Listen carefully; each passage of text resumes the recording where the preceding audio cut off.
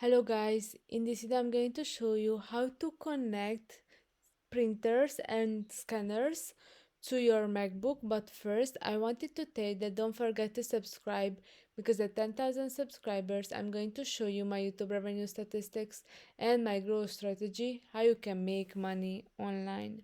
So first you have to go to the system preferences, which is at the bottom of the screen, and then click on the printers and scanners, and then you can see that right now there is no printer added or no printers are available, but I can add if I click on this plus icon.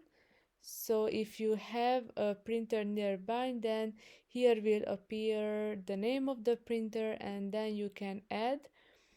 After that you can see the default printer setting and the default paper size. Here you can see some types and you can select, but I guess the A4 is the most used one.